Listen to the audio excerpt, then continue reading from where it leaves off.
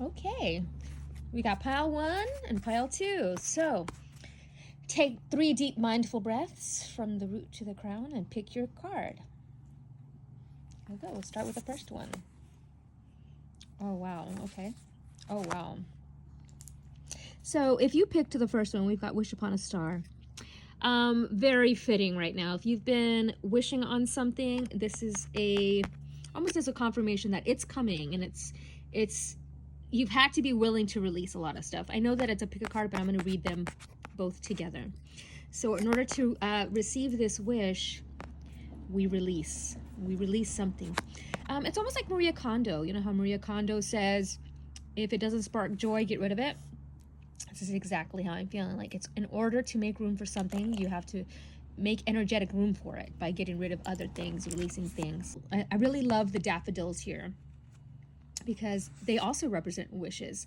So I like that we have 39 and 49 ascending up and daffodils. So I'm going to read a little bit.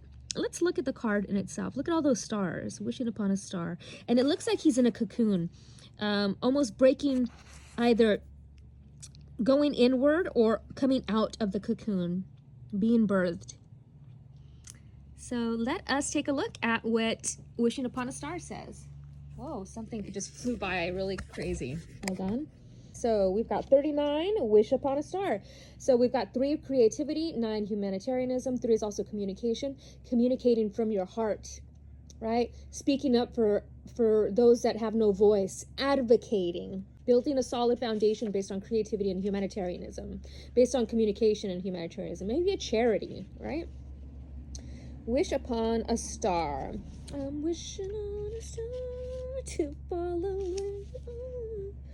Okay, intentions based on your desires and aspirations. The act of consciously committing to a vision, sacrificing something of value, gambling on yourself, trusting that dreams can become reality, the importance of daydreams.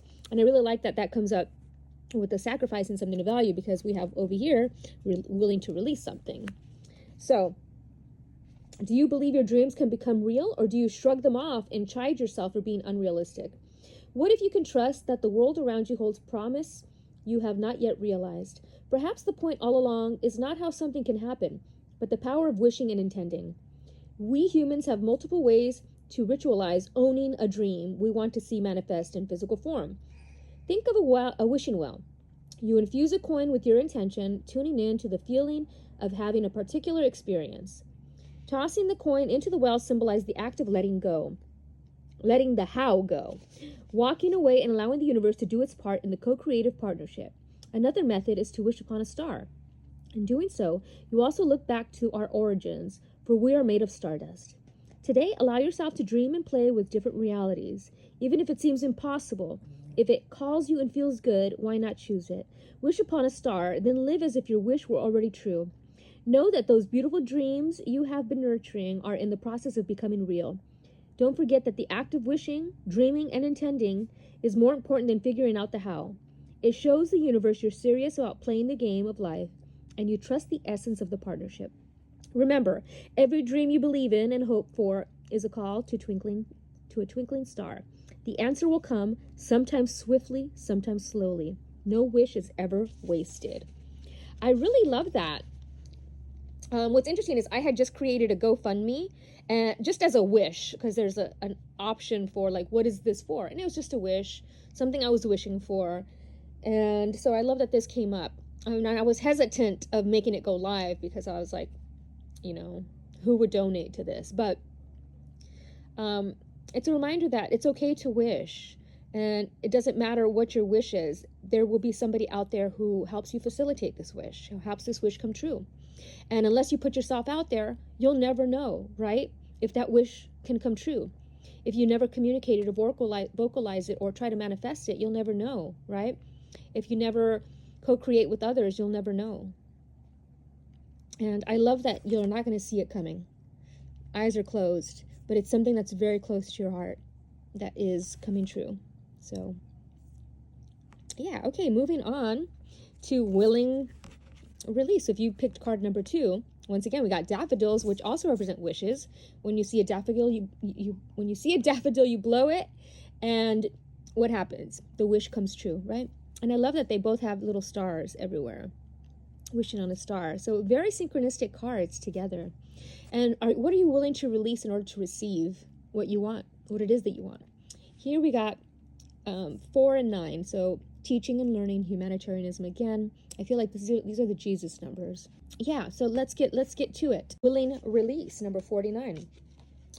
Reduces to the number 4. Actually, this one back over here reduced to number 3. So it was 12 and 3. So I got that one mixed up. But this is about, either way, it's communication, humanitarianism, using your voice for good.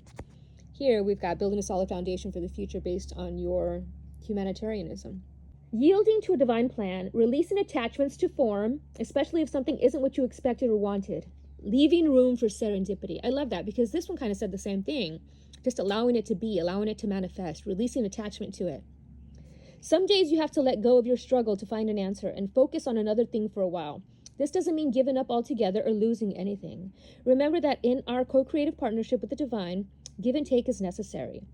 You do your part by setting your intentions and taking any necessary actions, but you must then surrender the form, the timing, and the how to your higher power. These say the exact same thing. There is a divine plan for each of us. When acting on this faith, you may find that your intense desire for something translates into a feeling of attachment and entitlement. Right now, you can immerse yourself in this experience and allow the divine plan to unfold as it will on your behalf without interference. Can you be open to receiving what is yours, even if it is not packaged in the form you thought you wanted? Perhaps if you look deeper, you will see that you've received the perfect vibrational match to your most authentic wants and needs. You have put in the work, defined your desires and felt them deeply, and engaged your higher power. Now you must let go and see what transpires. This isn't always easy. Impatience erodes the foundations of your trust in the divine. Surrendering truly will serve your highest good. Knowing this truth in your heart, can that really be so difficult? Knowing this truth in your heart, can that really be so difficult? So surrender it. Surrender. Release your attachments to what it is that you want, what it is that you're trying to manifest, right? I feel like a lot of you are, I'm seeing the awakening, coming out of the cocoon, emerging, and wishes coming true, right? You've blew on those daffodils. You've wished upon stars. And I love that there's a butterfly here, which he looks like he's just coming out of the cocoon and transforming into the butterfly. So really beautiful symbolism here. And it was 3-4, ascending, rising up back on the streets, and more stars again. A star making a wish come true for you. So yeah, beautiful synchronistic cards. Both, even I know it was 1 and 2, but they both go together like peas and carrots. So yeah, a wish is coming true. I'm really excited to see what comes of this for many of you. And just remember, just let go the attachment to it. Don't judge yourself too harshly. Don't overthink it. Just allow it to come in. Okay, guys, thank you so much for watching. Right, Frankie?